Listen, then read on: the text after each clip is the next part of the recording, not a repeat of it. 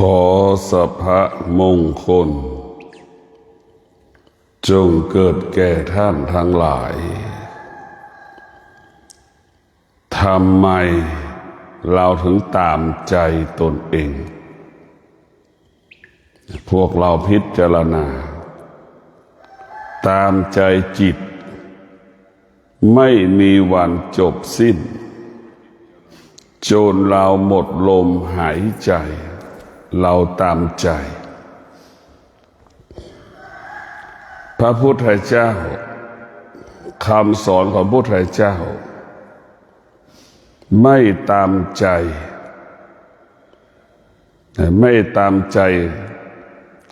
แต่มนุษย์ธรรมชาตินี่มันตามใจมนุษย์หรือจิตมนุษย์มันเป็นเช่นนี้ของมันทั้งระบบมันเป็นเช่นนี้ตามใจหลักคำสอนของพระพุทธเจ้าไม่ตามใจจิตฝ่าฝืนจิตฝ่าฝืนความรู้สึกดังเช่นเรานั่งสมาธิเราจะไม่ตามใจเราจะนั่งเราก็มีหลักในการนั่งก็คือสติรู้สึกตัวว่าจะนั่ง30 นาทีเราจะต้องนั่งครบ30 นาทีถึงจะไปห้องน้ำไม่ครบ30 นาทีเราจะไม่ไปห้องน้ำนี่แหละคือเรามีหลักมีสัจจะเรียกว่าเอาธรรมะมากำกับไม่ให้มาตามใจจิตทุกวันนี้เราไปตามใจจิตหมดอยากนั่งก็นั่งอยากนอนก็นอนอยากเดินก็เดินนั่งนอนกินก็ยังมีเลยยืนกินก็ยังมีอีกนั่งกินยังไม่ว่าเนี่ยยืนกินนอนกินอีกพวกเราอันนี้แหละคือตามใจตัวเองแต่พระพุทธเจ้าสอนให้เราให้มีสติรู้สึกตัวมีสติแล้วก็ให้มีสัจจะว่าเราจะนั่งสมาธิหรือจะนั่งอยู่เฉยๆจนกว่าครบ30 นาทีอันนี้แหละพวกเราไม่ตามใจธรรมะไม่ตามใจจิตธรรมะฝ่าฝืนจิตทำลายความรู้สึกของจิตมันจึงไม่ชอบธรรมะจิตมันจึงปฏิเสธธรรมะเพราะจิตมันเป็นจิตธรรมชาติของจิตมันเป็นเช่นนั้นเหมือนงัวเหมือนควายนะมันไม่ชอบอะมนุษย์กับควายก็เช่นเดียวกัน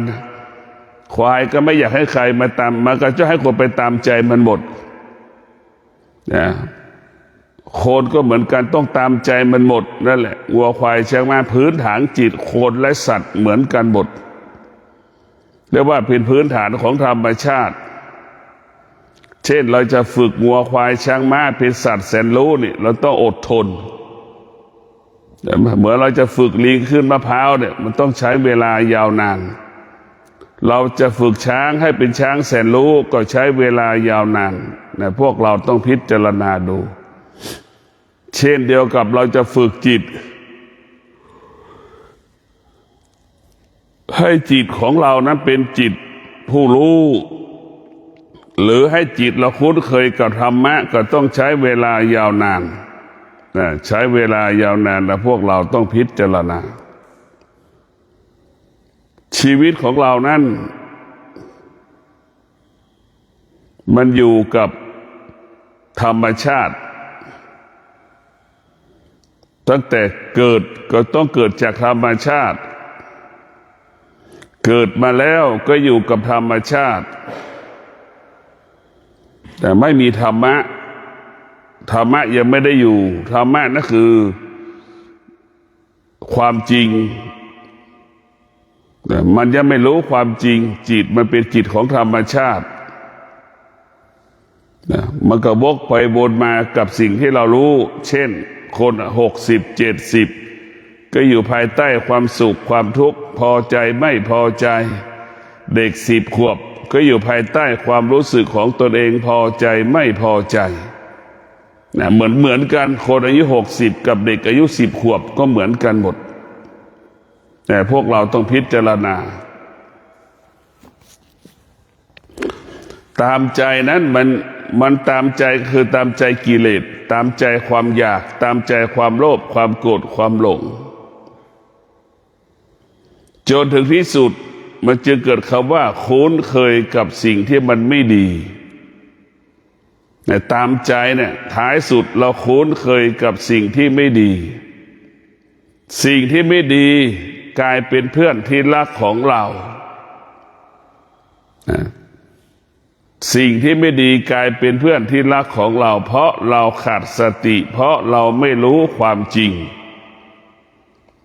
จิตที่เป็นผู้รู้ก็จะรู้ว่าสิ่งที่ไม่ดีนั่นมันเป็นศัตรูของเราสิ่งที่ไม่ดีนั่นมันเป็นสิ่งที่จิตมันไม่ต้องการจิตจึงฝึกจิตให้จิตนั้นเป็นจิตผู้รู้ให้อยู่เหนือสิ่งที่เรารู้ให้เราอยู่เหนืออารมณ์ของตนเองอารมณ์ของบุคคลอื่นให้อยู่เหนืออารมณ์ของตัวเองอยู่เหนืออารมณ์ของบุคคลอื่นๆเราต้องพิจารณาจิตของมนุษย์นี่มันก็เหมือนสัตว์นานาชนิดนั่นแหละ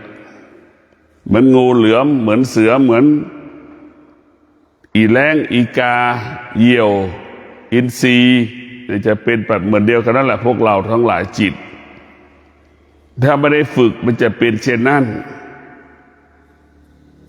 เมื่อเราเกิดมาแล้วพวกเราต้องมีสติที่จะฝึกฝนจิตอบรมจิต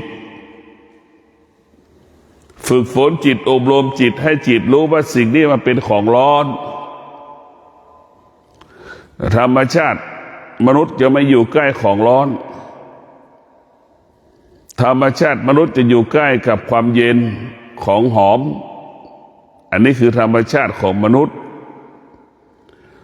ทั้งหลายรู้ว่าสิ่งใดเป็นของร้อนมนุษย์ก็จะออกห่างอยู่ห่างๆไม่อยู่ใกล้สิ่งที่มันเป็นของร้อนแต่มนุษย์มันแยกไม่ออกมันเข้าใจว่าไฟนี่เป็นของร้อนตาของเราได้เป็นของร้อนมันทำให้เราทุกวันหูของเราได้เป็นของร้อนให้เราทุกข์ใจไม่สบายใจทุกวันก็เพราะหูของเรานี่แหละจมูกก็เป็นของร้อนสัมผัสกับกลิ่นพอใจไม่พอใจก็เป็นทุกข์เป็นของร้อนทั้งสิ้นลิ้นของเราก็เป็นของร้อนมาทำให้เราทุกข์ใจไม่สบายใจทุกวันกายของเราก็เป็นของร้อนจิตของเราก็เป็นของร้อนเพราะเราไม่ได้ฝึกมันเมื่อเราฝึกจิตแล้วจิตจะเป็นของเย็นเป็นสงบหูก็เป็นของเย็นมันสงบตาของมันก็เป็นของเย็นมันสงบจมูกก็เป็นของเย็นมันสงบเราฝึกแล้วจิตมันจะสงบกลายเป็นของเย็นทั้งสิ้นหากเราไม่ได้ฝึกมันเป็นของร้อนแต่เราต้องฝึกฝนจิตจะเป็นของเย็นสบายพวกเราทั้งหลายเป็นของเย็นเมื่อจิตเป็นของเย็นแล้วพวกเรามาจิตเราก็จะมีพลังในการสร้างสรรค์ในการพัฒนาให้มันดียิ่งขึ้นไปจิตมันได้รับการพัฒนาแล้วมันจะมีพลังในการแก้ปัญหามีพลังในการพัฒนารับรู้แต่สิ่งที่ดีงามปฏิเสธสิ่งที่ไม่ดีต้อนรับความดีปฏิเสธสิ่งที่ไม่ดีมันจะเป็นแบบนี้สิ่งที่ไม่ดีเป็นของร้อนจิตมันก็ปฏิเสธจิตมันจะต้อนรับสิ่งที่เป็นของเย็นทั้งสิ้นนะพวกเราทั้งหลายมันต้อนรับจิตมันเป็นของเย็นมันต้อนรับเป็นของเย็นทั้งสิ้นจิตเป็นของเย็นจึงฝึกฝนจิตจึงอบรมจิตของเราจึงเป็นจิตของผู้รู้แต่ความดีเท่านั้นความไม่ดีมันจะไม่เอาพวกเราทั้งหลายเราต้องพิจารณาชีวิตของเรานั้นเมื่อ เมื่อประกอบไปด้วยธรรมเมื่อมีธรรมเกิดขึ้นกับจิตธรรมนั้นจะเป็นผู้ควบคุมจิตธรรมนั้นก็คือสติเป็นผู้ควบคุมจิตเมื่อธรรมควบคุมจิตของเราก็จะเป็นจิตที่สำรวมกายวาจาใจมันจะให้เราสำรวมหมดเช่นเท้าขวาย่างมันจะไม่เหยียบสัตว์ตัวเล็กตัวน้อยนี่ว่าสำรวมเท้าซ้ายย่างเนี่ยมันก็ไม่ให้เท้าซ้ายไปเหยียบสัตว์ตัวเล็กตัวน้อยและมีสติ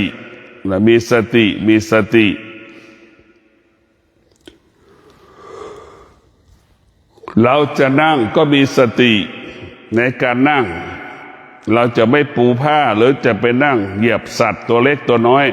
แม้กระทั่งมดเราจะไม่นั่งเหยียบมันเราจะมีสติในการพิจารณาทุกขั้นตอนเราจะมีสติตลอดเมื่อเรามีสติจะนั่งจะลุกจะยืนจะเดินและมีสติรู้สึกตัวเนี่ยจิตเราถือว่าเป็นจิตผู้รู้เป็นจิตของผู้รู้แล้วฝึกจนเป็นจิตและเป็นจิตผู้รู้เหมือนเราฝึกจิตเราให้เป็นสัตว์ผู้รู้นั่นแหละเมื่อจิตเราเป็นจิตผู้รู้จิตก็จะอยู่กับธรรมมันจะไม่ออกจากธรรมมันจะอยู่กับธรรมเท่านั้นจะอยู่ที่ใดก็มีสติรู้สึกตัวอยู่ตลอดเวลาจะทำหน้าที่ใดๆกี่สิบครั้งกี่ร้อยครั้งพันครั้งหนึ่งวันนี่ก็มีสติที่จะทำหน้าที่ตรงนั้นสมบูรณ์แบบ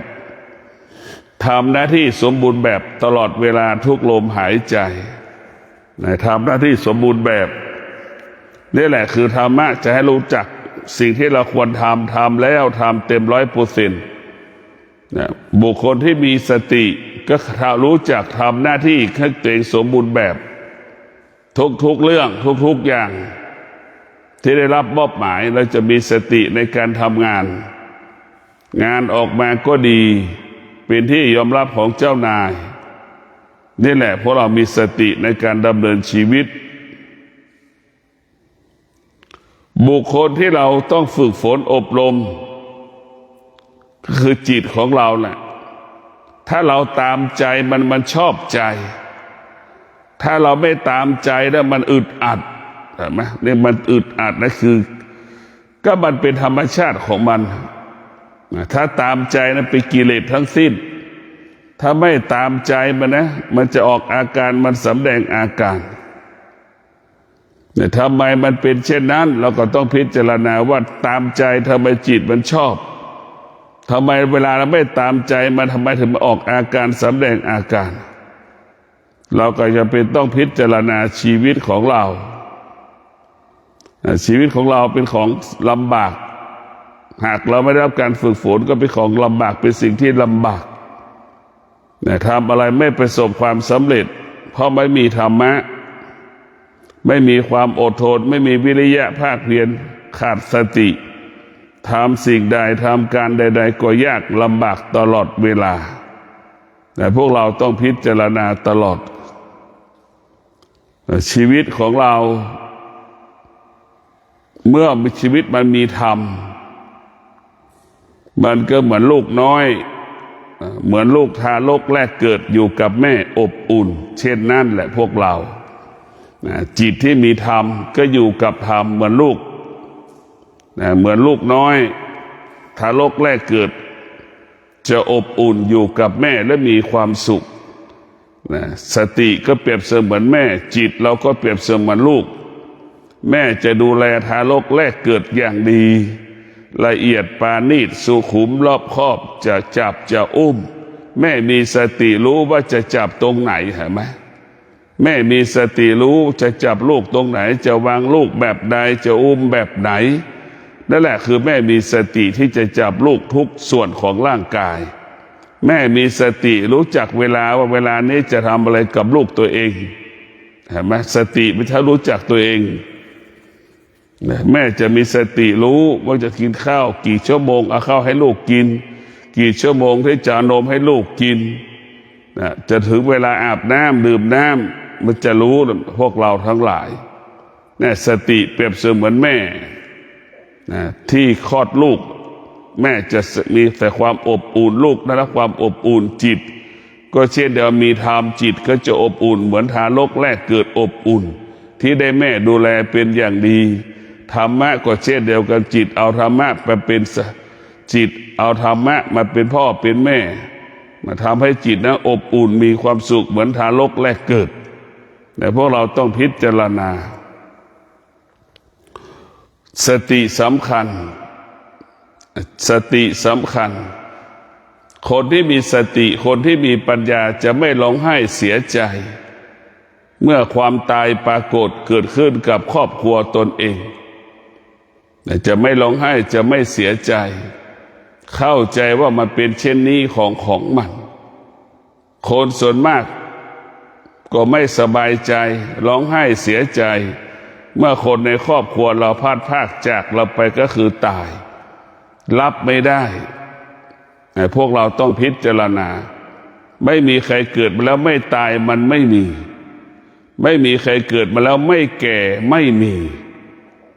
สิ่งเหล่านี้มันเป็นความจริงที่เราต้องรู้เราไม่สามารถปฏิเสธมันได้สิ่งนี้ฉันไม่อยากเป็นก็คือไม่ให้แก่เนี่ยมันไม่มีเป็นไปไม่ได้สิ่งอย่างนี้ฉันไม่อยากให้มันเกิดขึ้นก็คือความเจ็บมันเป็นไปไม่ได้สิ่งเหล่านี้ฉันจะหนีมันก็หนีไม่ได้คือหนีความตายเราแบบหนีไม่ได้พวกเราทั้งหลายให้เข้าใจความจริง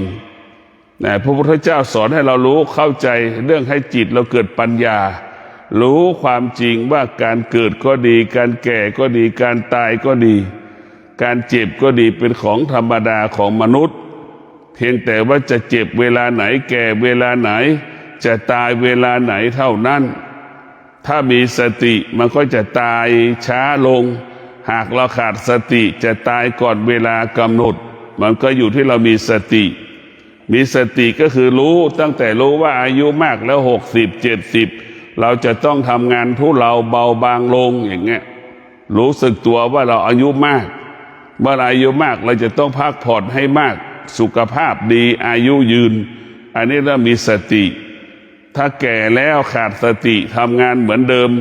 60ก็ยังทำงานเหมือนอายุ20ปีเนี่ยโอกาสที่ความเสื่อมของร่างกายมันจะเสื่อมทำให้แก่เจ็บตายก่อนเวลากำหนดก็มีมากนะพวกเราทั้งหลาย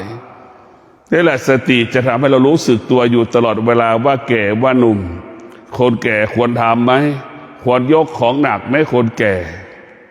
เนี่ยเราก็ต้องพิจารณาคนแก่ไม่ควรยกของหนักฉันใดคนแก่ก็ไม่ควรกินอาหารที่มันย่อยยาก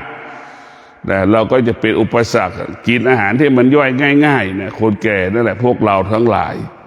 พิจารณาดูนี่คนแก่60-70กินข้าวเหมือนเด็กอายุ25ปีกินข้าวเหมือนหนุ่มสาวอายุ25ปี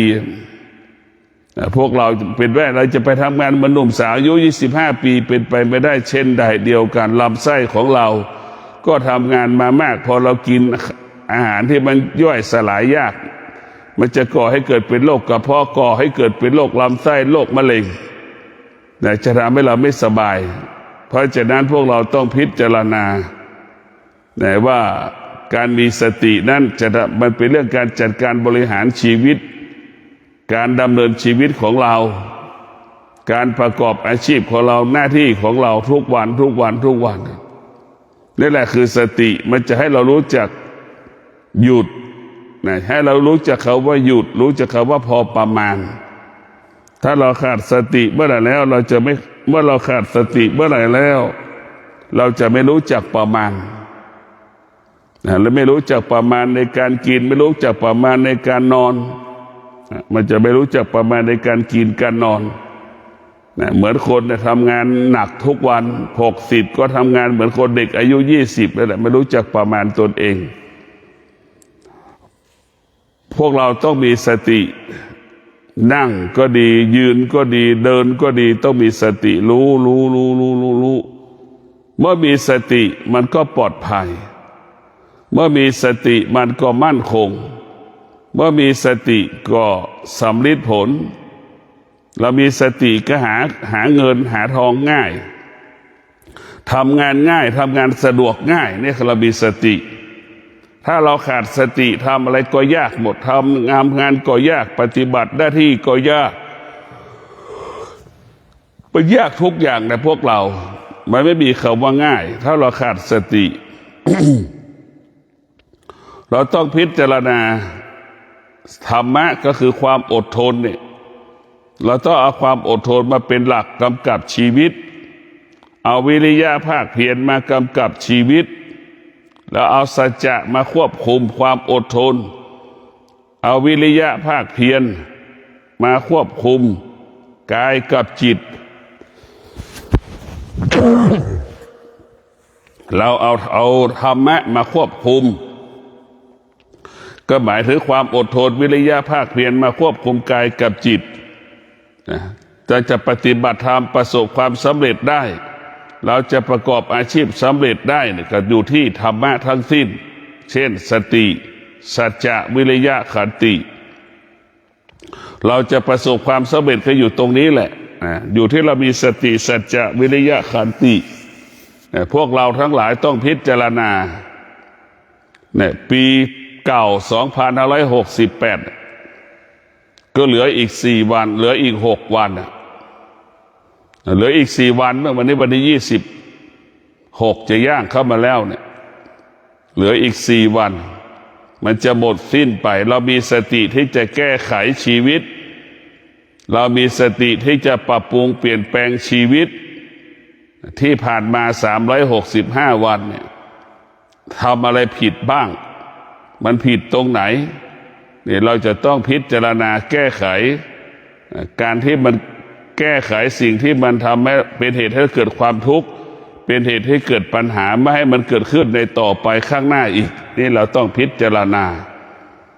เราก็ต้องพิจารณา365 วันสิ่งความดีงามทั้งหลายมันเกิดมาจากไหนเราก็ต้องพิจารณาว่ามันเกิดมาจากไหนเราจะรักษาความดีงามให้มันเกิดขึ้นกับชีวิตของเราได้อย่างไรเนี่ยเราต้องพิจารณา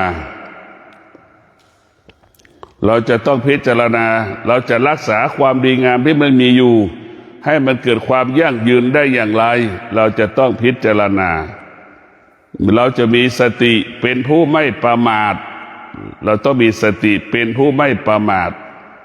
ทั้งปีใหม่และปีเก่าเราจะเป็นผู้มีสติไม่ประมาทต่อการดำเนินชีวิตจะปฏิบัติธรรมและไม่ปฏิบัติธรรมเราจะเป็นผู้ไม่ประมาทเนี่ยเรามีสติรู้เป็นผู้ไม่ประมาทก็ฝากให้พวกเราได้พิจารณาว่ามีสติเป็นสติรู้เป็นผู้ไม่ประมาทในการดำเนินชีวิตเราจะมีสติในการดำเนินชีวิตทุกวันเมื่อเรามีสติเราก็เหมือนเต่ารู้จักตนเองไม่เห็นเต่ามันมีสติรู้จักตนเองมันก็มีความวิริยะภาคเพียรมีความอดทนในการเดินจนถึงที่สุดเต่าก็เดินประสบความสำเร็จในการแข่งขันกับกระต่ายที่สุดกระต่ายก็พ่ายแพ้เต่าที่สุดเต่าก็ชนะกระต่ายนี่แหละคือสติเรามีสติเราไม่ประมาท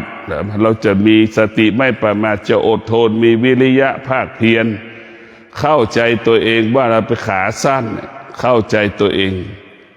วิ่งมันช้าอย่างนี้เราเข้าใจตนเองพวกเราต้องพิจารณาทุกวันนะพวกเราต้องพิจารณาขอให้พวกเราได้พิจารณาว่าเรามีสติไม่ประมาทเนี่ย365 วันเนี่ยชีวิตเราอุดมสมบูรณ์ไปด้วยปัจจัย4ชีวิตเราอุดมสมบูรณ์ด้วยปัจจัย365 วันเราเป็นผู้ไม่ประมาทเราจะมีกินมีใช้เหลือกินเหลือใช้อุดมสมบูรณ์ไปด้วยเครื่องอำนวยความสะดวกต่างๆนานาชนิดเพราะอะไรก็เพราะเรามีสติเป็นผู้ไม่ประมาทนี่แหละเหมือนน้ำมันเต็มถังอยู่ตลอดเวลา นั่นแหละเราขยันตักน้ำมันก็เต็มถังเต็มตุ่มตลอดเวลามีสติในการดำเนินชีวิตเราก็มีปัจจัยสี่ในการดำเนินชีวิตตลอดเวลาไม่อดไม่อยากไม่ลำบากเมื่อเรามีสติรู้สึกตัวทุกคนต้องรู้สึกตัวนะต้องรู้สึกตัวคนทุกคนรู้สึกตัวเศรษฐีก็ต้องรู้สึกตัวเป็นเศรษฐีมีเงินลูกเศรษฐีเกิดมาก็ต้องรู้จักตัวเองว่าพ่อแม่มีทรัพย์มีสมบัติรู้จักตนเองคนยากจนเกิดมาก็ต้องมีสติรู้จักตนเองถ้าเศรษฐีรู้จักตนเองเศรษฐีลูกเศรษฐีก็จะมีเงินอีกถ้าวีคูณอีก10 เท่า20 เท่าเท่าที่มีอยู่เช่นเดียวกับคนยากจนเกิดมาแล้วยากจนมีสติรู้สึกตัวอยู่ตลอดเวลาว่าเราเป็นคนยากจนความที่สุดความยากจนก็หมดสิ้นไปเมื่อเรามีสติความยากจนก็หมดสิ้นไปจากกายจากจิตเพราะเรามีสติกับกลายเป็นคนมีกินมีเก็บเหลือกินเหลือเก็บเหลือออมเหลือแบ่งปันนั่นแหละคือสติของพวกเราเมื่อตรงกันข้ามลูกเศรษฐีขาดสติคนยากจนขาดสติก็ยากจนเสมอเหมือนกันหมดที่สุดเศรษฐีก็ลูกเศรษฐีก็กลายเป็นคนยากจนคนจนก็กลายเป็นคนยากจนจนลงไปอีกเรื่อยๆจนถึงที่สุดไม่มีเสื้อผ้าจะใส่ไม่มีข้าวจะกินไม่มีที่จะนอนมันเป็นอย่างนั้นแหละพวกเราทั้งหลายเรียกว่าจนแบบนั้นแหละเรียกว่ามันจนแบบขาดสติไม่รู้สึกตัวคนที่มีสติรู้สึกตัวว่าเป็นคนยากจนก็จะอดทนอดกลั้นเปลี่ยนแปลงฐานะชีวิตเปลี่ยนแปลงชีวิตครอบครัวให้พ่อแม่อยู่เย็นกินให้พ่อแม่อยู่เย็นเป็นสุขให้พ่อแม่อยู่กินอย่างมีความสุขนี่แหละพ่อแม่พวกเราทั้งหลายเราจึงเกิดมีสติรู้สึกตัวอยู่ตลอดเวลามันจะเกิดคำว่าพัฒนา365 วันปีเก่า68เรามีสติที่จะปรับปรุงเปลี่ยนแปลงแก้ไขสิ่งที่เราผิดแล้วให้กับเราจะมีสติที่เริ่มต้นชีวิตใหม่เราต้องมีหลักของมันก็คือสติสัจจะวิริยะขันติหลักการเริ่มต้นชีวิตใหม่เราหลักการจะเปลี่ยนแปลงชีวิตใหม่ก็คือสติสัจจะวิริยะขันติเราจะเป็นคนใหม่เมื่อเรามีสติสัจจะวิริยะขันตินี่แหละพวกเราต้องพิจารณาทุกวันเราจะไม่พิจารณาไม่ได้ขอให้พวกเราได้พิจารณาทุกวันสิ่งเหล่านี้เป็นสิ่งดีงามสิ่งเหล่านี้เป็นสิ่งที่งดงามฝากให้เราได้พิจารณาว่าชีวิตของเรานั้นมันไม่อดไม่อยากไม่ลำบากถ้าเรามีสติสัจจะวิริยะขันติอุดมสมบูรณ์ไปด้วยเครื่องอุปโภคบริโภคสติสัจจะวิริยะขันติการเปลี่ยนแปลงเป็นบวกการเปลี่ยนแปลงทวีคูณขึ้นเรื่อยจนถึงที่สุดกลายเป็นเศรษฐีจากคนยากจนกลายเป็นเศรษฐีนะคนที่ขาดสติขาดสัจจะขาดวิริยะขาดขันติเศรษฐีกลายเป็นคนยากจนคนรอบๆข้างเราแต่ก่อนได้มีเงินมาก10 ล้าน20 ล้านแต่นี้บ้านจะอยู่ยังไม่มีให้อยู่ข้าวจะกินยังไม่มีให้กินนี่ขาดสติขาดสัจจะขาดวิริยะขาดความอดทนจึงทำให้เรายากจนตรงนี้พวกเราจะเห็นว่าธรรมะคนที่มีธรรมะกับคนที่ไม่มีธรรมะมันต่างกันถ้าเรามีธรรมะก็คือมีกินมีใช้ง่ายๆเราไม่มีธรรมะอดอยากลำบากไม่มีกินไม่มีใช้เห็นไหมไปขอเขากินคนที่ไม่มีธรรมะคือคนที่ไปขอเขากินคนที่มีธรรมะจะไม่ขอเขากินพวกเราทั้งหลายมันง่ายๆที่สุดคนที่มีธรรมะจะธรรมะก็คืออดทนมีกินแล้วคนที่ไม่มีธรรมะกับคนที่ขาดความอดทนก็ไม่มีกินมาขี้เกียจขี้ค้านมีแต่อาชีพที่ไปขอเขากินขอเขากินขอเขากินขอเขากินทั้งชีวิตนั่นแหละมันเป็นทุกข์ให้กับเราให้เราเป็นทุกข์เราจะไปติดหนี้เขาอีกเรามีติดหนี้คนที่มีธรรมเป็นคนไม่มีกรรมคนที่ไม่มีธรรมมีแต่กรรมไปขอข้าวเขากินนี่แหละคือปีกรรม ไปขอข้าวเขากินไปขอข้าวเขากินทุกวันทุกวันรอเขาจะเอาข้าวให้เรากินอยู่ทุกวันเนี่ยพวกเราต้องเป็นแหละมีคนที่มีธรรมไปสร้างกรรมไม่มีวันจบสิ้นคนที่มีธรรมไม่สร้างกรรมเข้าใจว่าตนแลเป็นที่พึ่งแห่งตนคนที่ไม่มีธรรมสร้างแต่กรรมสร้างภาระให้กับตนเองไปอาศัยเขาหมดทุกอย่างนะไปอาศัยเขาหมดเรียกว่าคนที่มีคนที่ไม่มีธรรมเป็นคนที่มีกรรมคนที่มีกรรมคือคนไม่มีธรรมคนที่มีธรรมจะเป็นคนที่ไม่มีกรรมให้เราเข้าใจอย่างนี้ธรรมะจะทำให้เรานั่นเช่นเรามีสติมันจะบังคับให้เรารักษาศีลทั้ง5ข้อดำรงตนด้วยศีลทั้ง5ข้อคือธรรมะมันจะบังคับให้เราเป็นอย่างนี้แบบนี้ธรรมะมันเกิดขึ้นที่กายกับจิตบังคับให้เราอดทนบังคับให้เรามีวิริยะภาคเพียรนี่แหละคือคนที่มีธรรมธรรมะมันจะบังคับเราคนที่ไม่มีธรรมธรรมะมันก็จะบังคับให้เราไปขโมยวัตถุสิ่งของเขาหมดเบียดเบียนทรัพย์สมบัติของเขาหมดไปฉวยโอกาสเอาวัตถุสิ่งของเขาไม่ได้รับอนุญาตจากเขาเอามาเป็นของเราเอามากินเอามาใช้มีมายามีเล่ห์มีเหลี่ยมเห็นไหมเป็นนักต้มตุ๋นเป็นนักโกหกเป็นคนโกหกหลอกลวงนี่แหละคือคนที่ไม่มีธรรมก็จะโกหกไปวันหลอกคนไปวันคนที่ไม่มีธรรมะคนที่มีธรรมะคนที่มีสติ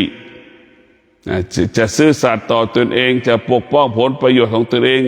จะปกป้องผลประโยชน์ของคนอื่นจะไม่เบียดเบียนทรัพย์สมบัติของตนเองไม่เบียดเบียนทรัพย์สมบัติของบุคคลอื่นอันนี้แหละคนที่มีกรรมจะเป็นคนที่มีธรรมจะเป็นเช่นนี้มีสติรู้สึกตัวอยู่ตลอดเวลาเพราะหลักธรรมคำสอนของพระพุทธเจ้าคือให้กายวาจาใจเราสะอาดบริสุทธิ์ทุกวันให้กายวาจาใจเราบริสุทธิ์ทุกวันอันนี้แหละคือหลักธรรมคำสอนของพระพุทธเจ้าอยู่ตรงนี้คือให้เราปฏิบัติตนประพฤติตนให้กายวาจาใจเราสะอาดไม่ให้เปื้อนด้วยสิ่งที่ไม่เป็นมงคลไม่เปื้อนสิ่งที่เป็นกิเลสเพราะฉะนั้นกายวาจาสติคือธรรมะเนี่ยจะให้กายวาจาใจของเรานั้นสะอาดเหมือนอัญมณีชั้นหนึ่งนั่นแหละพวกเราทั้งหลายต้องมีสติธรรมะควรนำมาไว้ที่กายกับจิตมันมีอยู่แล้วเราจะเอามาใช้หรือไม่ธรรมะเป็นอาวุธของนักบวชอาวุธก็คือสติรู้และให้อยู่เหนือรู้นั่นคือเป็นอาวุธแล้วไม่ตอบสนองสิ่งที่รู้ละสิ่งที่รู้นั่นคือเป็นอาวุธของผู้ปฏิบัติธรรมธรรมะเป็นหลักของผู้ปฏิบัติธรรมเป็นหลักของผู้ปฏิบัติธรรมเป็นเครื่องมือเป็นอาวุธเป็นเภสัชยาเป็นเสื้อผ้าเป็นอาภรณ์ธรรมะก็เป็นสิ่งที่ดีงามสำหรับผู้ที่ปฏิบัติจึงรู้เข้าใจว่าสรรพสิ่งทั้งหลายมันไม่เที่ยงอย่างเงี้ยมันเข้าใจอย่างนี้แม้ร่างกายของเราก็มันยังไม่เที่ยงมันเข้าใจแบบนี้แต่พวกเราต้องมีสติในการดำเนินชีวิตเราจึงจะพบความจริงก็คือความเย็นเนี่ยเป็นสิ่งที่มนุษย์คนต้องการสัตว์ก็ต้องการความอยู่ที่เย็นมนุษย์ต้องการอยู่ที่เย็นนี่คือเป็นธรรมชาติของมนุษย์แต่พวกเราต้องพิจารณาว่ามนุษย์ที่ไม่มีธรรมะก็ไม่รู้จักร้อนไม่รู้จักหนาวอยู่ไหนก็ไม่ได้หนาวเกิดก็เกิดอาการร้อนเกิดขึ้นก็ออกอาการไม่หนาวไม่ร้อนก็ออกอาการมนุษย์ที่ไม่มีธรรมะจะออกอาการแสดงอาการตลอดเวลามนุษย์ที่มีธรรมะจะไม่มีเหตุไม่มีผลกับอาการที่มันร้อนมันหนาวมันเย็นเข้าใจมันว่าเป็นเช่นนี้เข้าใจว่ามันเป็นเช่นนี้แบบของมันนี่แหละคนที่มีธรรมะหัวใจคนที่มีธรรมะกับหัวใจคนไม่มีธรรมะย่อมแตกต่างกันนะพวกเราต้องพิจารณาหัวใจของคนที่มีธรรมะเนี่ย